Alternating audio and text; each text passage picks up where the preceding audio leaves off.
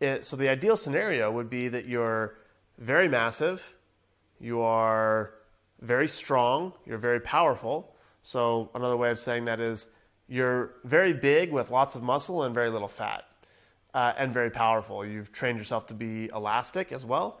So big, you're massive, you're strong, you're powerful, you're elastic, and then you move well.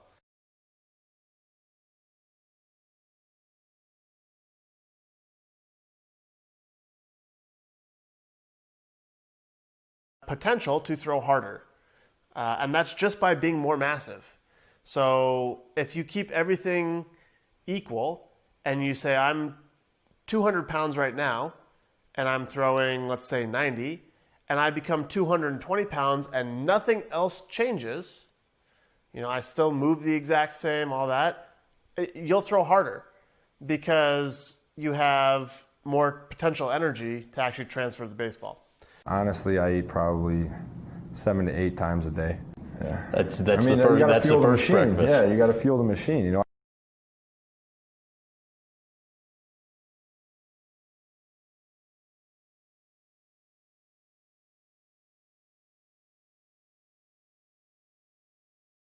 So you have rotational shoulder-hip separation and you have the linear shoulder-hip separation. And both of them are very important.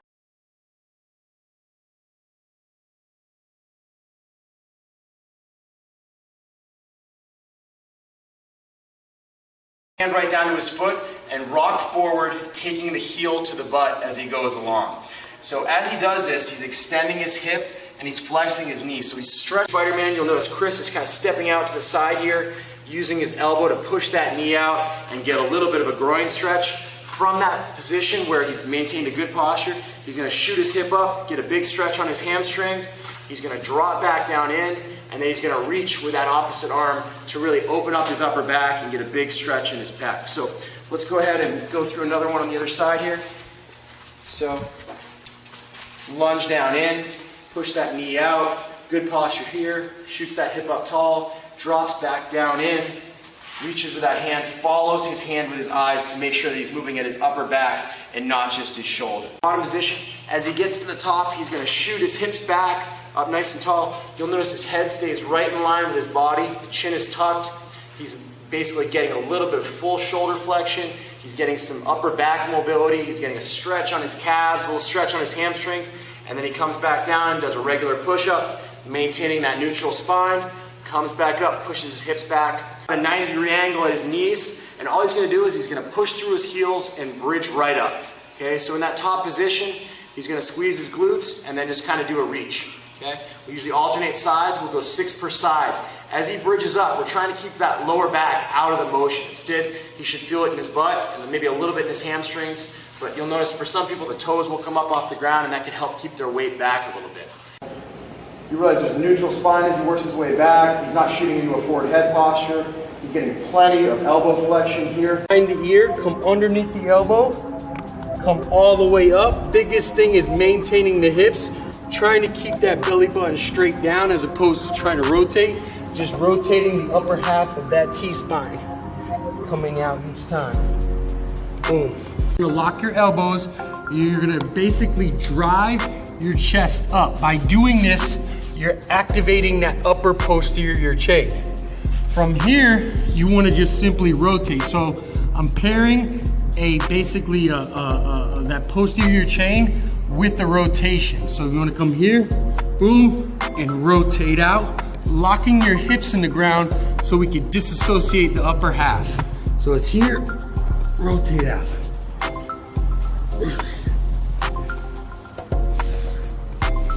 Slightly out on the shoulder, I'm going to keep that, go into external rotation. While I'm in this lunge stance, I'm going to attempt to keep my pelvis facing straight forward, keep my hips facing straight forward wide, rotate through my thoracic spine, through my upper spine, and keep this in the scapular plane. And keep maximum external rotation, rotate as far as I can, hold, rotate back, down. One more time.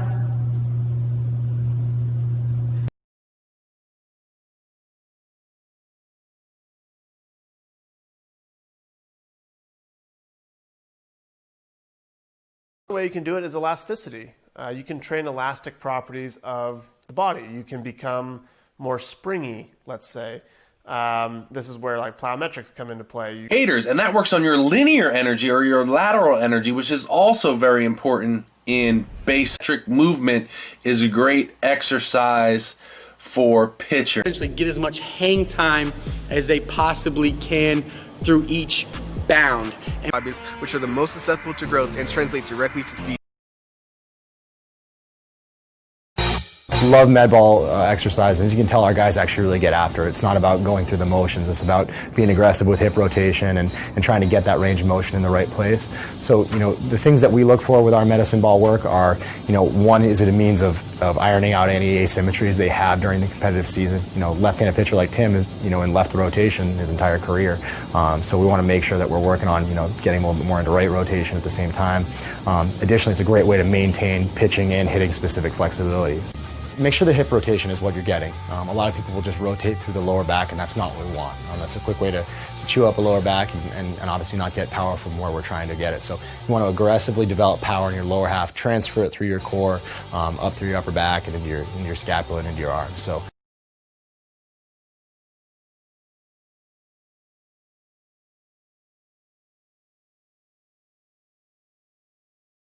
What's up, guys? Jeff Cavaliere, AthleanX.com. Today we're talking all about pull. This side angle, turning and stopping right there. Boom, stop. The next exercise, single leg exercises, where you're doing lunges or split squats or anything like that, where you're working on your single leg to single out each leg individually and work on your inefficiency.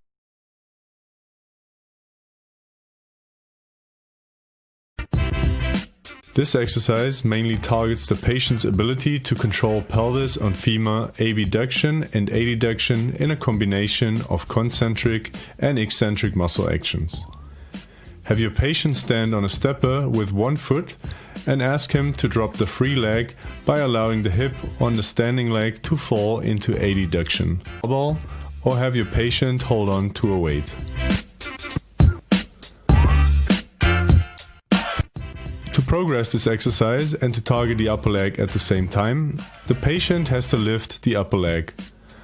This can be done concentrically for several repetitions, or it can be held in the abducted position isometrically.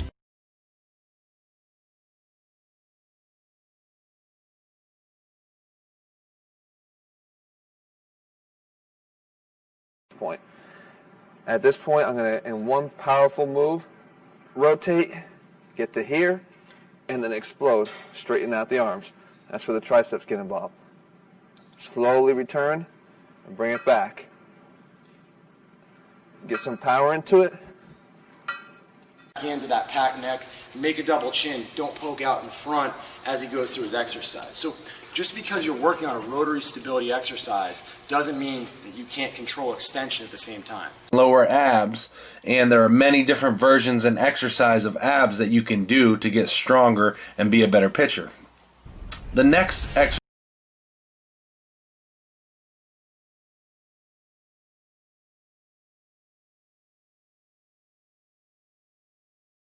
like a back model. Go ahead and flex like a back model, okay? So she's gonna go ahead and show me her back six-pack. All right, go ahead. They come even behind her body, working on flexing there, and she's still got her stomach squeeze, her butt squeeze, so that she has a nice neutral. And then we're gonna go ahead and repeat that W into the Y again, all right? So it's W, nice squeeze, good. Maintain that nice position, straighten up, and then you're gonna slowly bring the arms back down.